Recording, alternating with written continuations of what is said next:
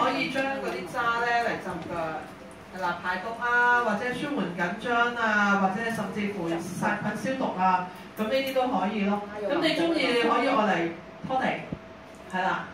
即係你好似頭先咪好叻，你有個茶包嘅咁樣，你係擠落個茶包度，咁咪拖地嗰啲水，咁佢本身我成日喺公司我拖地我都係㗎，即係我自己拖地嘅，係啦，好叻咧，係啦，我會加香薰油嘅，係啦，因為我多數會加，可能會加尤加利啊、茶樹啊、迷地芬啊呢啲有殺菌功效嘅精華油啦，咁落去溝起佢，咁但係你當然啦，你要記住油係唔可以溶喺水嘅。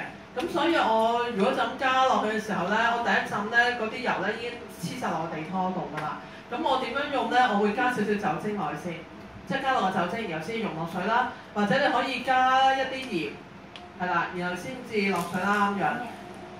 拖地或者你浸腳，好多時我哋都係會咁樣做嘅。浸腳你有時做足浴咧，你就咁滴啲香薰油落去咧，佢唔會溶㗎嘛。咁我多數會係加咗落去一啲 Epsom salt，我哋叫做岩鹽啊，或者係叫做 Epsom salt， 中文叫咩名我唔記得咗添。嚇？我唔記得中文名係咩？總之係肉鹽咯，係啦，你用肉鹽啦，或者普通粗鹽啦，係加落去，然後你先至溝咯。或者如果你話屋企連鹽都冇，但係有牛奶咁樣，咩牛奶都得嘅，係 OK 啦嚇。呢個我俾你哋㗎，你哋諗下睇下點樣分咗佢咯。